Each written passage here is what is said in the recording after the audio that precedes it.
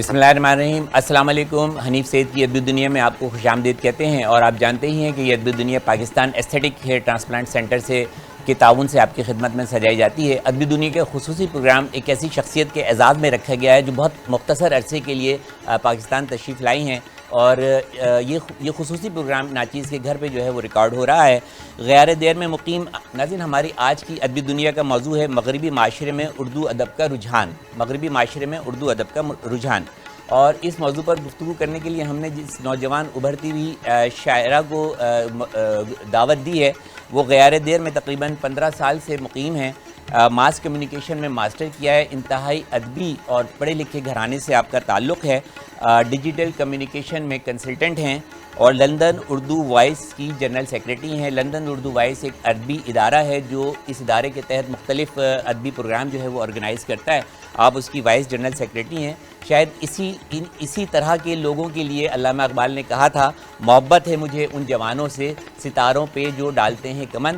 بلا تاخیر ہمارے درمیان موجود ہیں لندن سے آئی ہوئی ہماری معزز مہمان محترمہ عروج آصف صاحبہ، نظم گو شاعرہ ہیں۔ عروج، آپ کو ادبی دنیا میں خوش آمدید کہتے ہیں۔ بہت بہت شکریہ ڈاکٹر صاحب، یہ میری خوش قسمتی ہے کہ میں آپ لوگوں کے درمیان موجود ہوں۔ بلکہ ہم آپ کا شکریہ ادا کرنا چاہیں گے کہ اتنے شارٹ پیریڈ میں اتنے مصروف اپنے اسکیجول میں آپ نے میٹرو ون کے لیے اور ہماری ادبی دنیا کے لیے ٹائم نکالا، آپ کا بہت شکریہ۔ اب مجھے یہ بتائیے کہ ایک ہمارا معاشرہ ہے، پاکستانی معاشرہ، جس کے اپنے نارمز ہیں، اپنی جو تو روایات ہیں، اقدار ہیں۔ ایک مغربی معاشرہ ہے، چلیں ہم پورے مغربی معاشرے میں نہیں جاتے، ہم انگلینڈ تک، لندن تک ہی جو ہے تو وہ مقیم رہتے ہیں۔ تو جب تہذیب کی اور ادب کی بات ہوتی ہے تو آپ دونوں معاشروں کو کس نظر سے دیکھتی ہیں؟ میں یو کے میں تقریباً پچھلے 15 سال سے مقیم ہوں، اور لندن مجھے لگتا ہے کہ شاعروں کا شہر ہے۔ لندن شاعروں کا شہر ہے؟ واہ واہ، بالکل، کیا کہنے، دعوے سے کہہ سکتی ہوں۔ اچھا۔ اور ہر زبان کا شاعر لندن میں نہ صرف پایا جاتا ہے، بلکہ لندن کی جو ادبی تنظیمیں ہیں وہ شاعروں کو بہت پروموٹ کرتی ہیں، خاص طور پہ ینگ شاعروں کو بہت پروموٹ کرتی ہیں، نوجوان شعراء کو۔ بہت سارے پوئٹری سلامز ہوتے ہیں، بہت سارے ایوارڈز ہوتے ہیں جن میں مانیٹری پرائز دیا جاتا ہے اور لوگوں کو اسٹیج دیا جاتا ہے، اور ایک ایسی فضا پیدا کی جاتی ہے، یعنی جو کریٹو سین ہے لندن کا زبردست، وہ اتنا خوبصورت ہے۔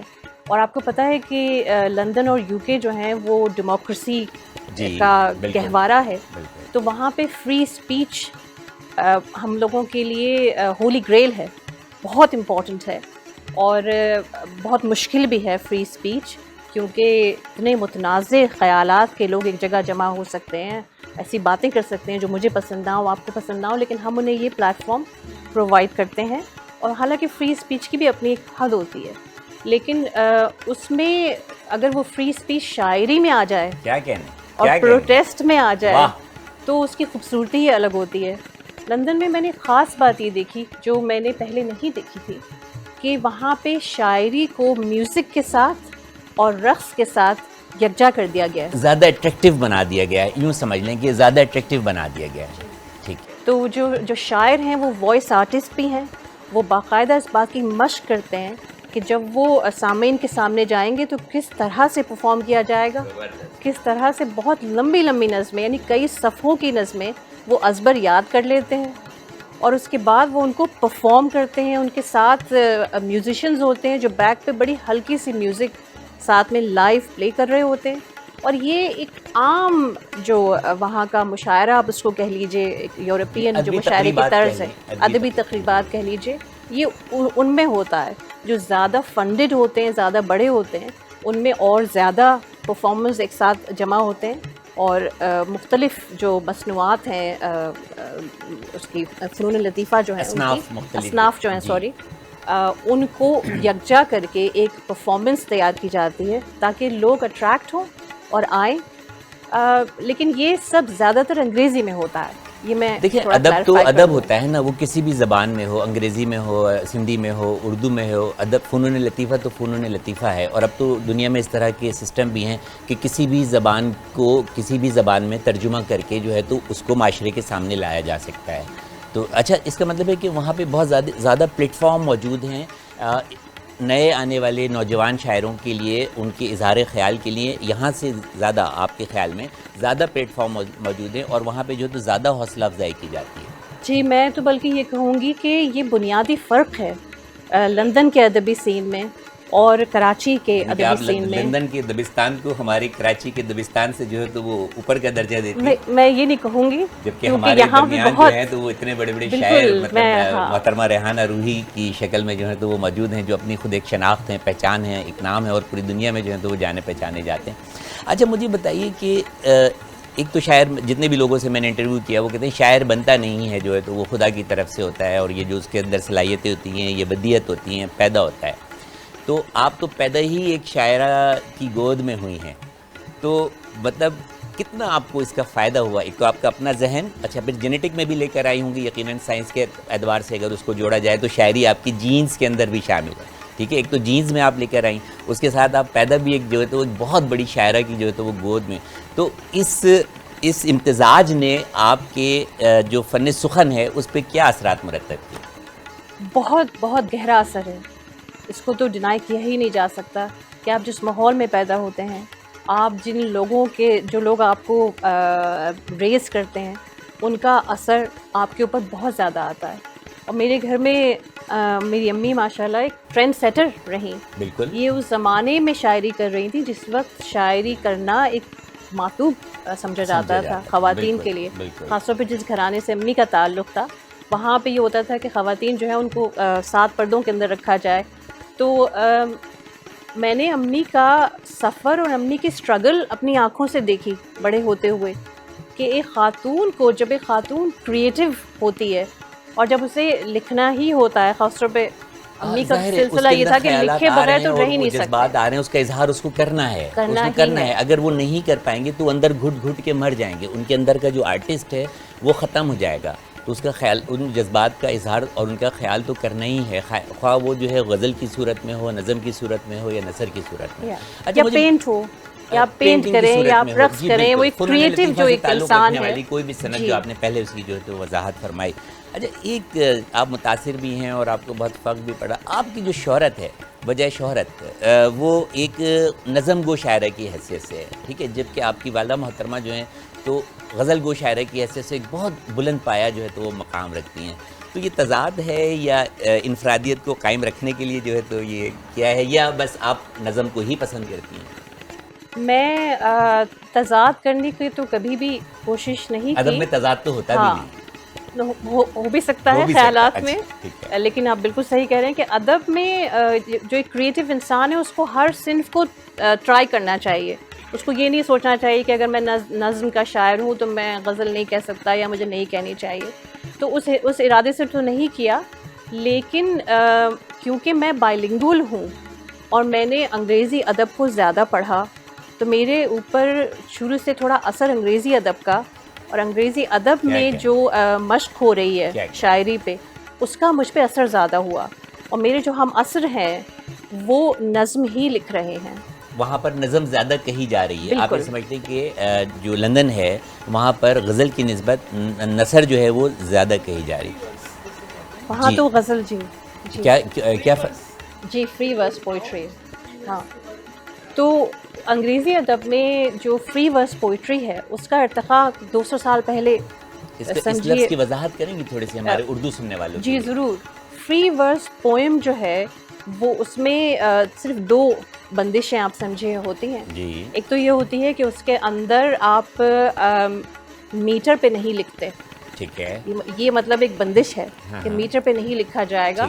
اور دوسرا اس میں ایک فلیکسیبلٹی سمجھ لیے یہ ہوتی ہے کہ ردم اور رائم اس میں آتا جاتا رہتا ہے. کیا کہنے، کیونکہ پھر وہ نظم تو نہیں رہے گی، وہ تو نثر ہو جائے گی. خوبصورت آپ نے میرے سوال کی وضاحت فرمائی ہے، بہت خوبصورت. اچھا، اثر ہے بس ہم عصروں کا، ہم عصروں کا اثر ہے جو آپ نظم کی طرف جو ہے تو وہ راغب ہوئی ہیں. سمجھتے ہیں کہ نظم کہنا آسان ہے یا غزل کہنا آسان ہے؟ آسان تو کچھ بھی نہیں ڈاکٹر صاحب، آسان تو کچھ بھی نہیں ہے. اگر اس کے ساتھ انصاف کیا جائے تو آسان تو کچھ بھی نہیں ہے. صحیح آپ فرما رہی ہیں. والدہ سے کس حد تک متاثر ہیں شاعری میں؟ اور ایک میں یہ سمجھتا ہوں کہ ایک بیٹی کی تعلیم، تربیت میں تعلیم تو ہوتی ہی ہوتی ہے، لیکن ایک بیٹی کی تربیت میں باپ سے زیادہ جو ہے وہ ماں کا کردار ہوتا ہے، ٹھیک ہے؟ اور جس کی ماں مطلب اتنی باشعور ہو، پڑھی لکھی ہو، ادبی ہو، تو آپ مطلب کس حد تک ان کی تربیت نے آپ کو پروان چڑھانے میں، آپ کے ادب کو پروان چڑھانے میں کتنا کردار ادا کیا؟ ہاں، امی کا کردار. نہیں، آپ بتائیے جی، اس سوال ضرور. کا جواب آپ ہاں. دیجیے. اس میں کردار تو نہیں ہوتا، کیونکہ بچے جو گھر میں پیدا ہوتے ہیں ان کی تو آٹومیٹک جو بھی تربیت ہے وہ تو چل رہی ہوتی ہے، اور یہ کسی کو سکھایا بھی نہیں جا سکتا. یہ اپنا ایپٹیٹیوڈ ہوتا ہے، انوائرمنٹ ہوتی ہے یہ جہاں موجود. ہاں، ماحول ہمارے ہاں تو غزل کا ہی ماحول ہے. مطلب اگر ہم اپنے مشاعروں میں پڑھتے ہیں تو اس کے اوپر اتنی داد نہیں ملتی. اور ہمارا جنوبی ایشین جو یہ سارا آپ کو انوائرمنٹ ہے، اس میں داد کی بہت اہمیت کہ جی داد ملے گی تو شاعر بڑا ہے، اور اگر خاموش مشاعرہ چلا گیا تو آپ فیلئر. یہ خاص ایک ہمارے کرائٹیریا بنایا ہوا ہے. لیکن جہاں تک یہ اب کیونکہ اب یہ ویسٹ میں چلی گئیں تو وہاں پر فری ورڈس کا زیادہ ظاہر رواج بھی ہے، کیونکہ وہ اپنے پرانے انگلش لٹریچر سے بچوں کے اندر منتقل ہوتا چلا آ رہا ہے. جس طرح ہمارے یہاں غزل آئی ہے اس طرح ان کے نظم آ رہی ہے. ٹھیک ہے. تو پھر یہ وہاں رہتے ہوئے تو نظم ہی کہیں گے. اچھا، نظم کے اندر میرا ان کے اوپر کوئی انفلوئنس کسی قسم کا بھی نہیں. صرف ایک ہم دونوں کے اندر ایک چیز بس کمبائن ہے کہ ہم دونوں پروٹیسٹ شاعری کرتے ہیں. میں نے بھی احتجاجی بالکل شروع سے میں نے اپنی شاعری کو اپنے نظام میں نے یہ سوچا کہ شاید مجھے اس شاعری سے کوئی کام لینا چاہیے. یہ احتجاج جو ہے یہ سماجی رویوں کے خلاف ہوتا ہے. دیکھیں، احتجاج تو احتجاج ہوتا ہے، ہر ظلم کے خلاف ہوتا ہے، ہر اس چیز کے خلاف ہوتا ہے جو آپ کے ہیومینٹی کے خلاف جو بھی چیز جا رہی ہے اس کو لکھنا، اس کو ہائی لائٹ کرنا، یہ پروٹیسٹ شاعری. ہمارا سڑکوں پہ کارڈ لے کے کھڑے ہونے کا کردار نہیں ہوتا، وہ ایک الگ کردار ہے. اس میں بھی آج کل ہم ان ہو رہے ہیں، لیکن اصل تو لکھنا ہے نا. تو ان چیزوں کو جو کہ برننگ ٹاپکس ہیں یا جو خوبصورتیاں ہیں، میں کہتی ہوں صرف ان کو نہیں لکھنا بلکہ اچھائی کو بھی تو لکھنا ہے نا. بالکل لکھنا ہے. خالی یہ تھوڑی کہ ہم اگر ہمارے ہاں خواتین کے ساتھ تھوڑا علم کی وجہ سے، کم علمی کی وجہ سے ایک تھوڑا سا رویہ دوسری طرح ناخواندگی کہہ لیں اس کو، اس کی وجہ سے اگر تھوڑا سا ہمارے ہاں بیہیویئر خواتین کے ساتھ تھوڑا صحیح نہیں ہے تو اس کا یہ مطلب نہیں ہے کہ خواتین کے ساتھ کچھ بھی صحیح نہیں ہوتا. نہیں، ایسا بھی نہیں ہے. بالکل ہمارے جو سائیں ہیں، میں نے تو ایک کردار کریٹ کیا سائیں کا، تو میں ان سے احتجاج بھی کرتی ہوں، لیکن میں ان سے کبھی الگ نہیں جاتی، اور احتجاج انہی سے کرتی ہوں کیونکہ وہی تو پاورفل ہے ہمارے معاشرے میں. لہٰذا میں یہ نہیں کرتی کہ مردوں سے لڑائی کرو یا مردوں کی برابری کرو، یہ مقصد نہیں ہوتا. رویوں سے احتجاج ہوتا ہے. تو عروج کی شاعری اس لیے زیادہ میں سمجھتی ہوں، میں اپنے سے بہتر سمجھتی ہوں، فکر سمجھتی ہوں کہ اس کو مواقع ملے. اگر مجھے ملتے تو میں اس سے بھی آگے ہوتی. آپ تو ابھی چلی گئی نہ ملنے کے باوجود بھی آپ بہت آگے ہیں، آپ کا مقام بہت بلند ہے. جو میں پوائنٹ ہے نا وہ یہ ہے کہ یہ چلی گئی ویسٹ میں. اب انہوں نے اسکرپٹ رائٹنگ کے اوپر ایک ڈپلوما کر لیا. انہوں نے اتنے ساری چیزیں اس شاعری کے لیے تیاری کر لی جو میں یہاں تو نہیں کر سکی، نہ میں جہاں تھی وہاں یونیورسٹی. تو اب اس کی جو آپ نظمیں سنیں تو میرا اپنا اپینین جو ہے وہ یہ ہے کہ فکری اس کے اندر لہر چل رہی ہے. کیا کہنا؟ وہ ان کے پڑھنے لکھنے، اور کیونکہ یہ ریسرچ اسکالر بھی ہے یا اب یہ پی ایچ ڈی کرنے کی طرف بھی جا رہے ہیں، تو یہ جو اس کے جو فارم ہوئی نا چیز، اس کی وجہ سے میں نے ان کو اپنے تمام دوستوں سے انٹروڈیوس کرایا. ادروائز شاعری خالی نہیں، شاعری تو میں کہتا ہوں کہ اگر منظر عام پہ آنا شروع ہو جائے تو وہ تو خود ہی انٹروڈیوس کرا دیتی ہے. اب یہ بتائیں بس، میرا تو صرف اتنا ہی میں کہوں گی کہ ہمارا اور ان کا دو چیزیں یہ ہے کہ اس کی شاعری بھی کچھ کام کرنے والی شاعری ہے. ذرا کیونکہ پروگرام کا وقت محدود ہے، ہم چاہتے ہیں کہ کچھ آپ کے خیالات کو جو ہیں تو سنیں. سوالات بھی جاری رہیں گے، وہ جاری رہیں گے، تو کچھ کلام جو ہے وہ کہا ہو تو سنائیں، پھر اس کے بعد بڑھتے ایک وقفے کی طرف، پھر گفتگو آپ سے جاری رہے گی ضرور. محترمہ عروج آصف ہمارے درمیان موجود ہے، لندن سے تشریف لائی ہوئی ہیں. بہت مختصر وقت کے لیے آئی تھی. ہماری خوش قسمتی کہ ہم نے ان سے درخواست کی اور میٹرو نیوز کے لیے اور حنیف صحت کی ادب دنیا کے لیے انہوں نے اپنا قیمتی وقت نکالا. عطا ہو جائے. بہت بہت شکریہ ڈاکٹر صاحب، مجھے بہت خوشی ہے آپ سے بات کر کے، آپ کے ساتھ ٹائم سپینڈ کر کے. جزاک میری اللہ. ایک نظم ہے خون بہا، خون بہا وہ میں آپ کو سنا دیتی ہوں. عطا. ہم کناروں پہ کھڑے ہوئے لوگ، کیا کہتے ہیں؟ وقت کی بہتی دھارا میں نہال، جینے کے فن سے مالا مال، دنیا برتنے والوں کو دنیا بھر. کبھی حسرت کبھی حیرت سے دیکھتے ہیں. واہ واہ واہ. ہماری جنگ مسلسل ہمارے اندر ہے، کیا کہتے ہیں؟ ہماری روح میں ہزارہا ماتوب نسلیں گندھی ہوئی ہیں. سبحان اللہ. ہمارا خمیر انسانیت کے قتل پہ بین کرتا دہائی دیتا ہے. کیا احتجاجی رویہ ہے. کیا کہنا ہے؟ شکریہ. کیا کہنا ہے؟ ہمارا خمیر انسانیت کے قتل پہ بین کرتا دہائی دیتا ہے. ہمارا نفس ہمارے قدموں سے الجھ پڑا ہے. سبحان اللہ. ہماری جنگ مسلسل ہمارے اندر ہے. ہم کناروں پہ کھڑے ہوئے لوگ اب ایک نئی نسل کا استحصال دیکھتے ہیں. استحصال دیکھتے ہیں. واہ. ہم کناروں پہ کھڑے ہوئے لوگ نئی نسل لوگ کا استحصال دیکھتے ہیں. اب ایک نئی نسل کا استحصال دیکھتے ہیں. وقت کی بکھرتی کرچیوں سے خونم خوں بھگدڑ کی کیا کہنا ہے؟ کیا کہنا ہے؟ ایک نئی نسل کا استحصال دیکھتے ہیں. اب ایک نئی نسل کا استحصال دیکھتے ہیں. وقت کی بکھرتی کرچیوں سے خونم خوں تقلید کی بھگدڑ میں ہراساں اس نسل کے ہم پہلے اور شاید آخری گواہ ہیں.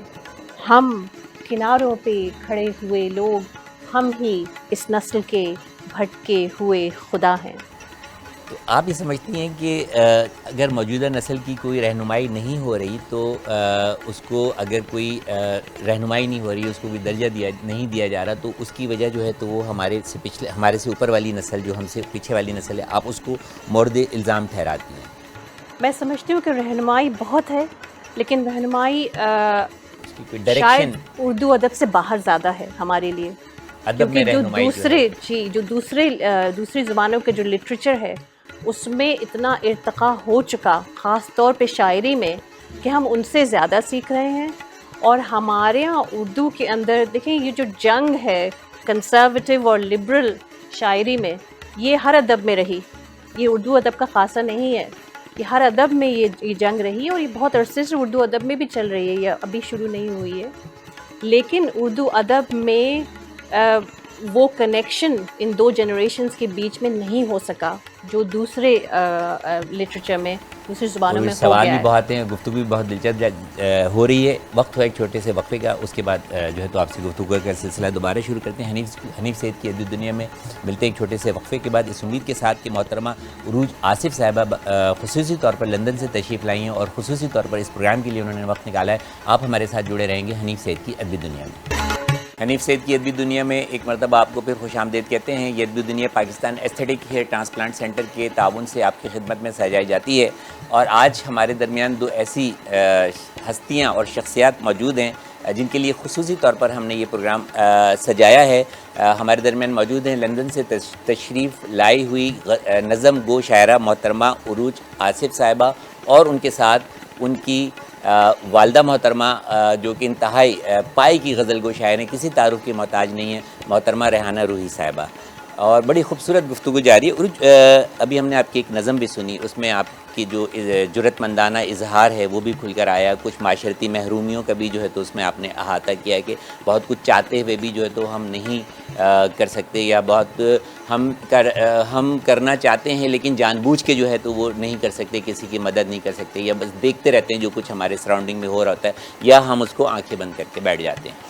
یہ بتائیے کہ آپ نے دونوں لٹریچر کا بہت زیادہ مطالعہ کیا، بلکہ آپ نے خاص کہا کہ میں نے انگلش لٹریچر کا جو ہے تو وہ زیادہ مطالعہ کیا. اردو لٹریچر تو آپ کو گھر میں ہی اتنا زیادہ جو ہے تو وہ مل گیا ہوگا والدہ کے حوالے سے بھی، اور جو آپ کا ادبی ماحول ہے گھر کا. تو یہ دونوں لٹریچر کا موازنہ آپ کیسے کرتی ہیں کہ ان کا لٹریچر کیا کہتا ہے، کہاں لے جاتا ہے معاشرے کو، اور ہمارا لٹریچر کیا کہتا ہے، معاشرے کو کہاں لے جاتا ہے؟ اصل میں کسی بھی لٹریچر میں جو تاریخی واقعات ہوتے ہیں، جو لیڈرز ہوتے ہیں، سیاست ہوتی ہے، اور سوشل جو ایک ایکٹیویٹیز کس چیز کی اجازت ہے, کیا چیز پنپ رہی ہے, کیا چیز جو ہے وہ روک دی گئی, دبا دی گئی, اس کا ڈائریکٹ اثر لٹریچر کے اوپر ہوتا ہے. تو یورپ کا جو لٹریچر ہے وہ ظاہری بات ہے کہ ان کی جو تاریخ ہے اس کے حساب سے چلا, اور یہاں کا جو لٹریچر ہے اس کے اندر ایک بہت بڑی مہم جو اب چل رہی ہے, بہت خوشائن مہم ہے, وہ ہے ڈی کولونائزیشن کی.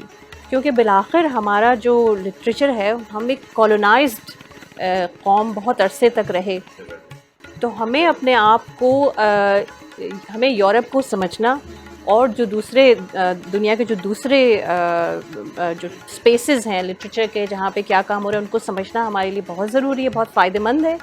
پر ایٹ دا سیم ٹائم ہمارا اپنا جو لٹریچر ہے اس کو ہمیں ایک ساؤتھ ایشیا کے لینز سے دیکھنا, ساؤتھ ایشین سائیکی جو ہے اس سے سمجھنا بہت ضروری ہے. یہ کچھ کہ ہماری اپنی تہذیبی اقدار بھی ہیں, ان کی اپنی تہذیبی اقدار ہیں, تو ہمیں اپنے لٹریچر میں ان تہذیبی اقدار کا بھی جو ہے تو وہ خیال رکھنا ہوتا ہوگا. ٹھیک ہے, ان کا اپنا جو ہے تو لٹریچر ہے, اس کا بھی تہذیبی. بہت خوبصورت گفتگو جاری ہے, لیکن بڑی ناانصافی ہو جائے گی کہ محترمہ ریحانہ روحی صاحبہ ہمارے درمیان موجود ہوں اور ہم ان سے کوئی کلام نہ سنیں. تو بڑی نہیں, وقت ہم گفتگو عروج سے رکھیں گے, لیکن آپ کا کلام سننا جو ہے تو وہ ہمارے لیے بڑی, اور دیکھ آپ تو جو بھی سنائیں گی وہ مائک لے لیجیے, مائک اگر آپ لے لیں تو آواز ذرا اچھی ہو جائے گی. گو خفا ہو گئے ہیں مگر دوست ہیں, کیا کہنے, کیا کہنے, ہم جدا ہو گئے ہیں مگر دوست ہیں, مگر کیا دوست کہنے, ہم جدا ہو گئے ہیں مگر دوست ہیں.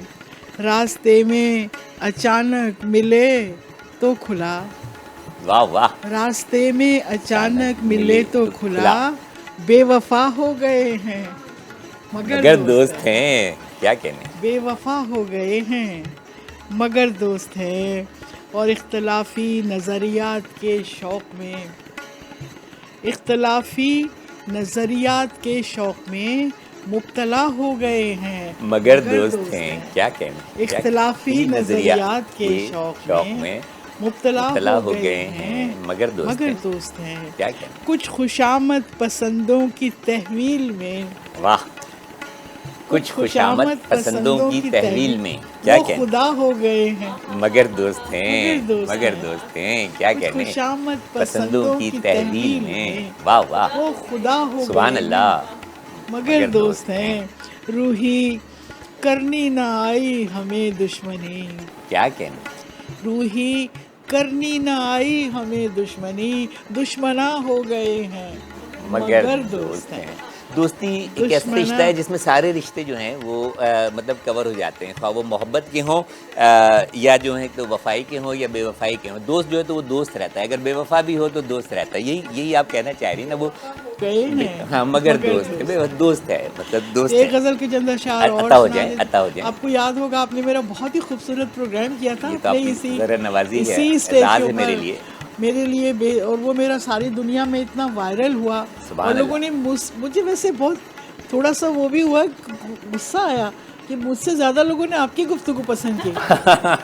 کہتے ہیں پاکستان آئیں گے تو ڈاکٹر صاحب سے ملانا. میں معذرت چاہتا ہوں اگر میں نے کچھ زیادہ کہہ دیا. بہت اچھا, کیونکہ لوگ اکثر جو اینکرز ہوتے ہیں ان کی گفتگو اتنی زیادہ ویلیویبل نہیں ہوتی, مطلب اس سے سوال پہ سوال. میرا مقصد خیر اپنی گفتگو کرنا نہیں ہوتا, لیکن یہ ہوتا ہے سوال کے اندر سے جو سوال نکالتے ہیں نا, وہ مکالمے کی فضا پیدا ہوتی ہے. سبحان اللہ. تو ایک وہ تو ہم جب آئے تھے تو بارش ہو رہی تھی, یاد ہے آپ کو, اور آپ نے مجھے کہا تھا تو مجھے یہ غزل ملی نہیں تھی, تو میں آج آپ کو اس کے چند شعر سنا دیتی ہوں.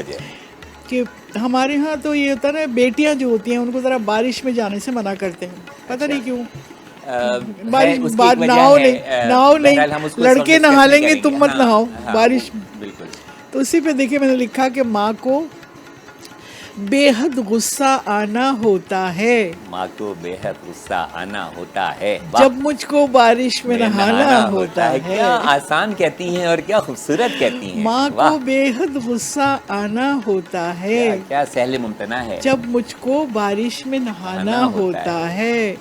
اور اس کے لیے میں کملی ہوں, لیکن اس کے لیے میں کملی ہوں یا پاگل ہوں, لیکن اس کو بارش میں بھی دفتر جانا ہوتا ہے. واہ واہ واہ. اس کو بارش میں بھی دفتر جانا ہوتا ہے. اور شعر دیکھیں کہ بچپن کا ایک گیت تھا جس کے بولوں میں بچپن کا ایک گیت تھا جس کے بولوں میں ایچک دانا پیچک دانا ہوتا ہے. کیا مزہ بھی ہے, کیا کہنے, کیا بچپن کا ایک گیت تھا جس کے بولوں میں ایچک دانا پیچک دانا ہوتا ہے. جو بھی آنکھیں کنجی کنجی ہوتی ہیں. کیا کہنے, کنجی آنکھیں, واہ. اور وہ میں تمہارے نام نہ کر دوں, کر دیں بالکل, بلکہ کریں تو زیادہ. جو بھی آنکھیں کنجی کنجی ہوتی ہیں ان آنکھوں میں خواب سہانا ہوتا ہے. کیا کہنے, پھر سے عطا کیجیے, پھر سے. جو بھی آنکھیں کنجی کنجی ہوتی ہیں ان آنکھوں میں خواب سہانا ہوتا ہے. اور روح کے اندر کا موسم برساتی ہو. اپنے شعر کی بالکل, روح کے اندر کا موسم برساتی ہو. پھر تو ہر موسم میں کھانا ہوتا ہے. واہ واہ واہ. پھر تو ہر موسم میں کھانا ہوتا ہے. اور جوں ہی دو دل چھپ کر ملنے لگتے ہیں. واہ واہ واہ. جوں ہی دو دل چھپ کر ملنے لگتے ہیں بیچ بیچ ان کے کمبخت زمانہ ہوتا ہے. واہ واہ واہ واہ. بیچ ان کے کمبخت زمانہ ہوتا ہے. بہت زیادہ منہ نہ لگانا دنیا کو. واہ واہ. بہت زیادہ منہ نہ لگانا دنیا کو. اس کا کام تو بس بہکانا ہوتا ہے. اس کا کام تو بس بہکانا ہوتا ہے. اور جس کو لکھ کر شعر محبت بن جائے. واہ. جس کو لکھ کر شعر محبت بن جائے. مجھ کو تو وہ لفظ کمانا ہوتا ہے. مجھ کو تو وہ لفظ کمانا ہوتا ہے. اور آخری شعر دیکھیں کہ وہ لڑکی اندر سے شاعر ہوتی ہے. اس کا آخری جملہ میں کہوں گا آپ کی. وہ لڑکی عطا مجھے یاد ہے, آپ کہتے پھر, جس کا نام ریحانہ ہوتا ہے. وہ لڑکی اندر سے شاعر ہوتی ہے جس لڑکی کا نام ریحانہ ہوتا ہے. بلا شبہ آپ بہت شکریہ. بس اب آپ عروج سے سنیں میرا. اور آپ مطلب بس شاعری آپ کے اندر جو ہے اندر اور باہر آپ کے اطراف جو ہے وہ کھول کر جو ہے وہ بھری ہوئی ہے. اور اس کا اندازہ جو ہے تو آپ کی خوبصورت شاعری سے جو ہے تو وہ لگایا جا سکتا ہے. میں نہیں, پوری دنیا ہی آپ کی شاعری کی جو ہے تو وہ معترف ہے, کیونکہ آپ سے تو پھر بھی ملاقاتیں ہوتی رہیں گی, لیکن عروج جو ہے تو وہ بہت عرصے بعد پاکستان تشریف لائی ہیں. اور ہم چاہتے ہیں کہ زیادہ سے زیادہ گفتگو جو ہے تو ان کی گفتگو سے مستفید ہوں. تو ہاں کچھ سنائیں, پھر اس کے بعد گفتگو کا آغاز کرتے ہیں. امی کا حکم ایک نظم کا, تو وہ بالکل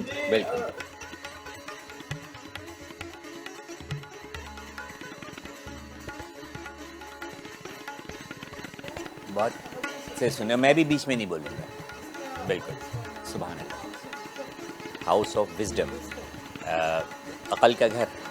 جی اور یہ لائبریری کا نام تھا. جی جی. 12ویں صدی کا جو بغداد تھا, وہاں پر ایک وہ ماحول پیدا کر دیا گیا تھا جس ماحول کا مشن لے کے ہم لوگ آج چلنے کی کوشش کرتے ہیں. اور وہ ماحول یہ تھا کہ لوگ اپنا رنگ, نسل اور جو بھی اختلافات ہیں انہیں بھلا کے مل کے ریسرچ کریں اور نئے خیال کو, نئے فنون کو پرکھیں, سمجھیں اور انہیں بڑھاوا دیں. اور ہر مطلب جتنی بھی کمیونٹیز تھیں بغداد کی, ان کو تھا کہ جب وہ ان لائبریریز کے اندر جائیں گے تو وہ جا کے, چاہے وہ کرسچن ہو, چاہے وہ مسلم ہو, چاہے وہ ہندو ہو, وہ سب مل کے کام کرتے تھے. اور 12ویں صدی کا بغداد مشہور. مذہب کی جو ہے تو وہ کوئی قیود نہیں ہے. ادب تو ویسے بھی مذہب کی قیود اور بندش سے آزاد ہوتا ہے. میں سمجھتا ہوں کہ ادب تو زبان, یہ تو آپ نے پس منظر بیان کیا ہے, اب ذرا ارشاد بھی ہو جائے. دیکھیں لفظوں کی بنائی آپ نے اس پس منظر میں جو ہے تو لفظوں کی کیا بنائی کی ہے, ذرا وہ سننے والوں کی نظر ہو جائے. ضرور. سو ہاؤس آف وزڈم عنوان ہے نظم کا. House of wisdom. آج اتفاق سے ایک پرانی کتاب ملی, جیسے کوئی دوست ملتا ہے پرانا. آج اتفاق سے ایک پرانی کتاب ملی جو مجھے 12ویں صدی کے شہر بغداد لے آئی. میں نے دیکھا کہ میں ایک شاندار لائبریری میں کھڑی ہوں. میں نے دیکھا کہ میں ایک شاندار لائبریری میں کھڑی ہوں. میرے اطراف ہزاروں علوم پر مبنی ہزاروں کتابیں بڑے ذوق سے قطار لگائے پڑھے جانے کو بےتاب کھڑی ہیں. باہر ان کے چاہنے والوں کی لمبی لائن ہے.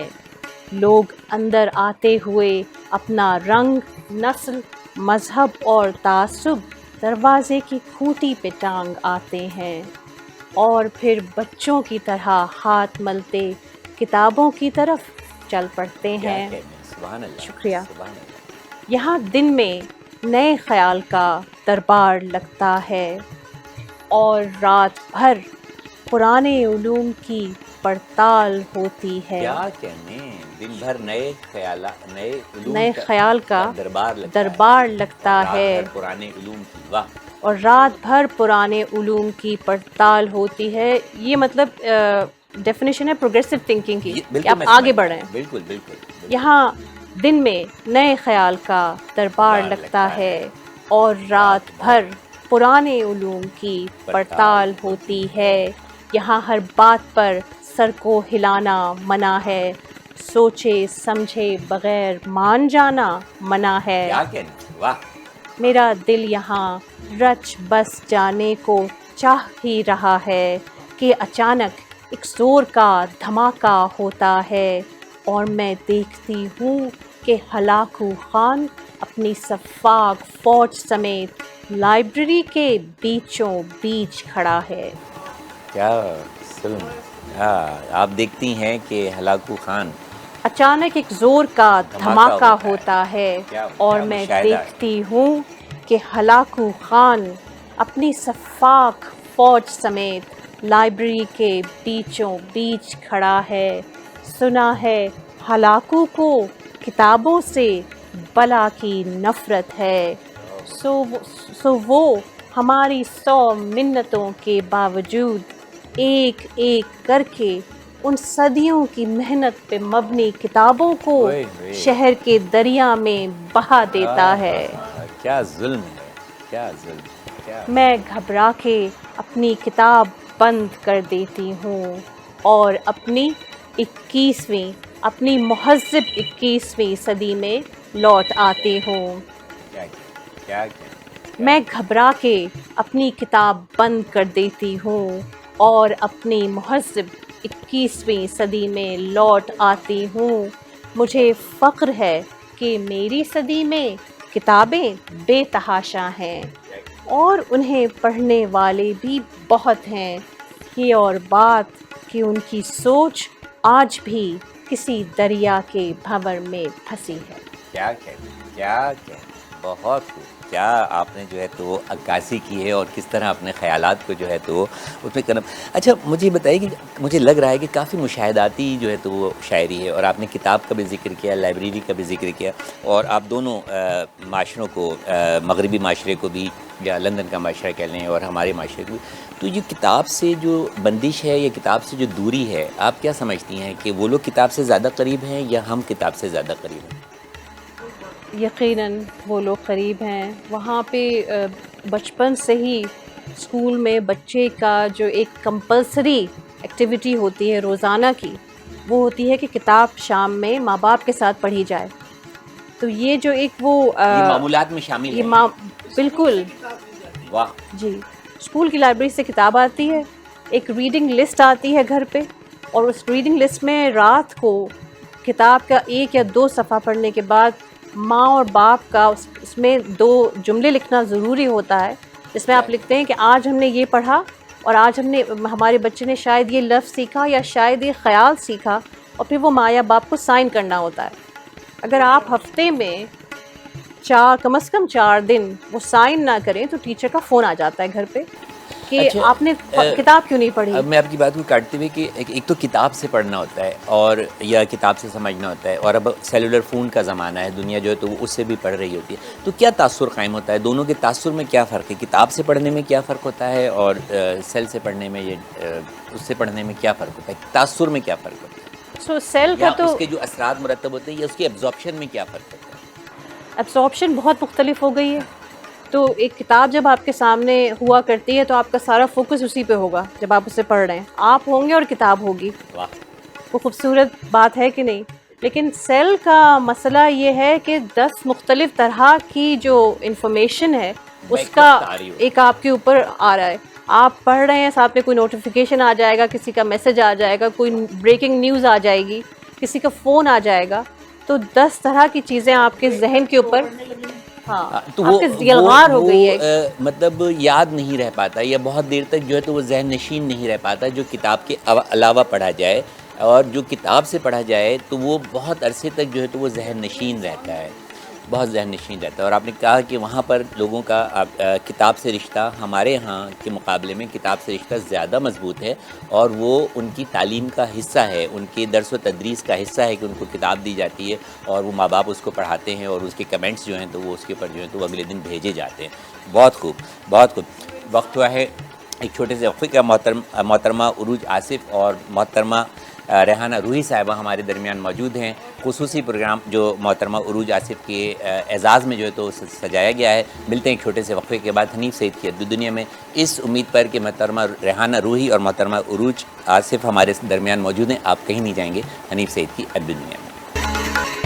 حنیف سعید کی ادبی دنیا میں آپ کو خوش آمدید کہتے ہیں. ہم جانتے ہی ہیں آپ کی Adabi Duniya Pakistan aesthetic hair transplant centre کے تعاون سے آپ کی خدمت میں سجائی جاتی ہے. ہماری آج کی ادبی دنیا کو سجایا ہوا ہے محترمہ آصف عروج نے، اور ان کی والدہ محترمہ دور عہد کی بہت ہی پائے کی غزل گو شاعرہ محترمہ ریحانہ روحی صاحبہ نے.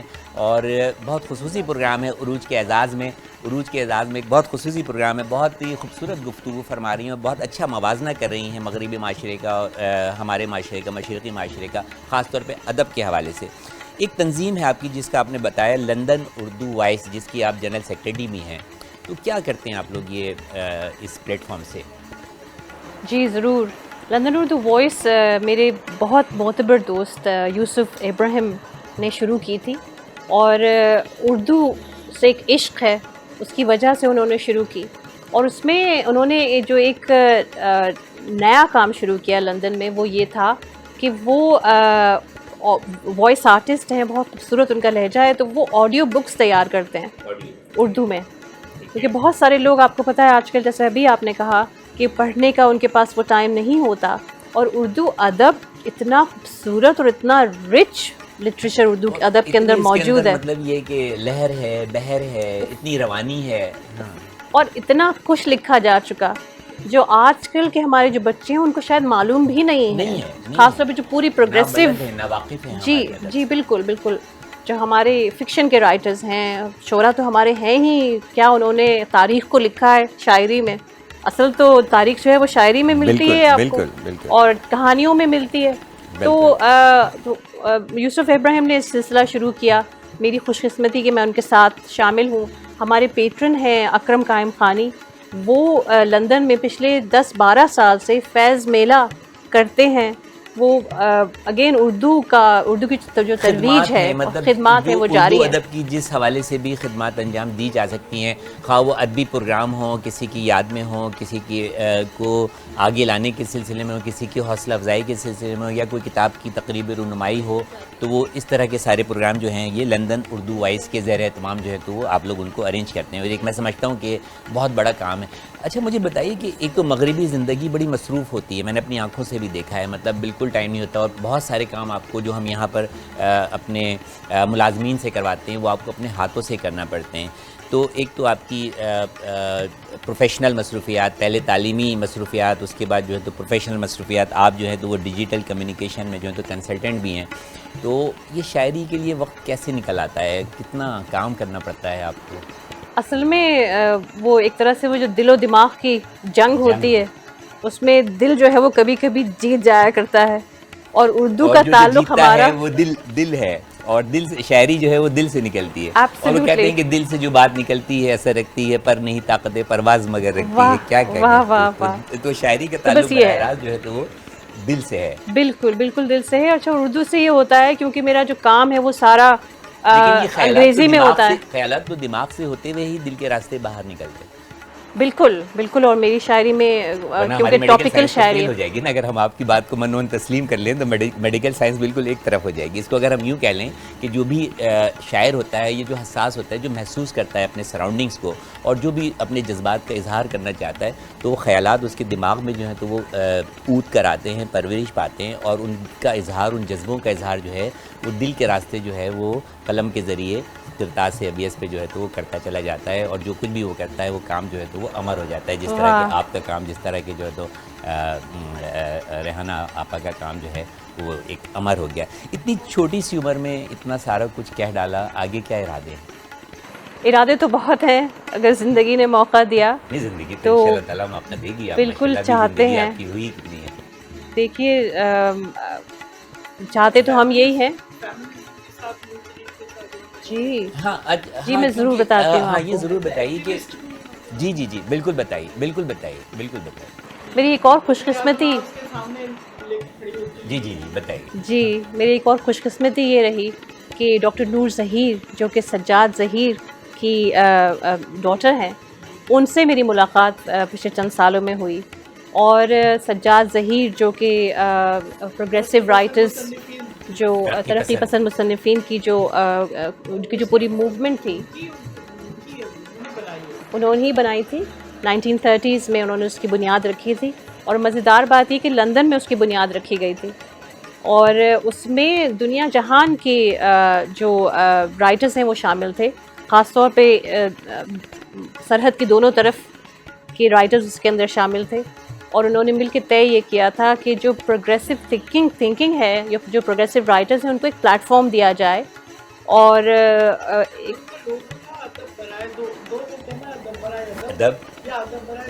واہ,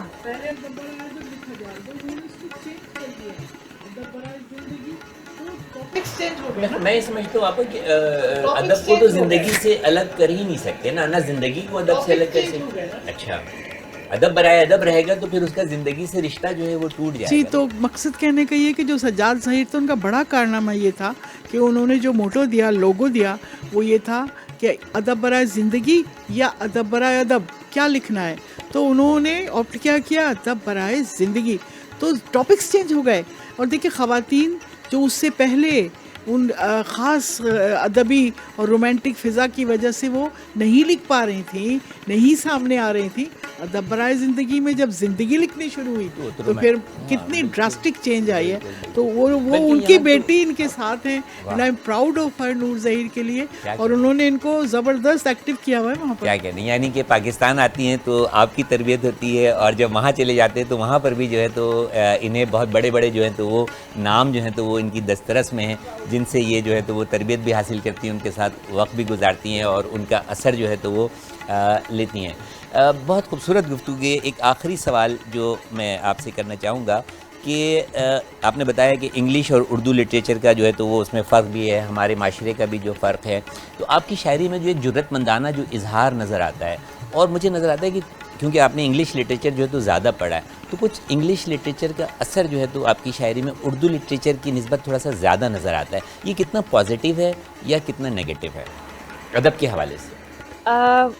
دیکھیں, دونوں جو اردو لٹریچر اور انگریزی لٹریچر اپنی جگہ بہت معتبر ہیں, تو ان کا مواد لٹریچر ہے. بالکل بالکل. تو میں کہوں گی کہ پازیٹیوٹی اور پازیٹیو اور نیگیٹو پوائنٹس خیال کے حساب سے دونوں میں ہیں, کیونکہ دونوں میں انسانی رویے ہیں جن کو پرکھا جا رہا ہے, جن کو دیکھا جا رہا ہے, جن کو سمجھا جا رہا ہے. اور جو مشکلات ہم لوگ معاشرتی لیول پہ فیس کرتے ہیں, جو ہمارے لمیٹیشنز ہمارے لیے کریٹ کر دی گئی ہیں کیپٹلزم کی وجہ سے کہہ لیجئے, تو وہ دونوں جگہ پہ موجود ہیں. تو بہت ساری باتیں سملر بھی ہیں اور بہت ساری باتیں ڈفرینٹ بھی ہیں. تہذیب و تمدن کا بھی فرق ہے, تو اس کا بھی اثر اس ادب پر جو ہے تو وہ بہت زیادہ ہوتا ہے. وقت جو ہے تو وہ وقت کی کمی ہمیشہ آڑے آتی ہے, بہت تشنگی رہ جاتی ہے. اتنی خوبصورت گفتگو جو ہے تو وہ چھوٹی سی بات یہ کہوں گی کہ یہ جو ہمارے اس طرح کے لڑکیاں گئی ہیں, یعنی کہ ایشیا سے وہاں ایک ینگ ایج میں, اور پھر انہوں نے وہ دونوں لٹریچر اور ان سب کا یہ ایک طرح سے برج کا کام کر رہے ہیں ادب میں. ادھر کے جو ویسٹ ہے اور جو ایسٹ ہے نا, اس میں برج کا انہوں نے لٹریچر میں بھلے انگلش لٹریچر کا اثر قبول کیا ہو، لیکن ان کی شخصیت کا اور ان کا لب و لہجہ اور ان کی شگفتگی اور شائستگی دیکھ کر اندازہ ہوتا ہے کہ جو ہمارا جو کلچر ہے وہ ان پر جو ہے تو وہ حاوی ہے، مطلب مغربی کلچر جو ہے وہ ان پر حاوی نہیں ہو سکا ہے۔ لٹریچر میں ہو سکتا ہے یہ متاثر نظر آتی ہیں بالکل، جو انہوں نے اقرار بھی کیا، لیکن کلچرل جو ہے وہ میں نے ان کو دو ملاقاتیں ہوئیں اس دوران، ان سے آج میری دوسری ملاقات ہے، تو میں نے یہ محسوس کیا کہ یہ بالکل جو ہے تو ایک مشرقی لڑکی کا جو کنسیپٹ ہوتا ہے، یہ اس کے اوپر جو ہے تو وہ پوری جو ہے وہ اترتی ہیں۔ کچھ اور سنانا چاہیں گے؟ 2 منٹ ہمارے پاس رہتے ہیں اگر ہاں، اور اس کے بعد ایک چھوٹا سا میسیج لیں گے آپ سے ہمارے نوجوانوں کے لیے جو کہ ادب سے دوری کا شکار ہیں پاکستان میں رہتے ہوئے، ہمارے معاشرے میں رہتے ہوئے، جبکہ آپ دیکھ سکتے ہیں کہ مغربی معاشرے میں لندن میں رہتے ہوئے جو ہے ایک نوجوان شاعرہ جو ہے تو وہ ادب کو کس بلند پائے پر جو ہے تو وہ لے جائیں گے۔ انہوں نے اپنی تنظیم لندن اردو وائس بھی جو ہے تو وہاں پہ قائم کی ہے، جہاں پر مشاعرے ہوتے ہیں، ادبی پروگرام ہوتے ہیں، ادبی نشستیں ہوتی ہیں اور نئے آنے والوں کی جو ہے تو وہ حوصلہ افزائی کی جاتی ہے۔ عطا ہو جائے۔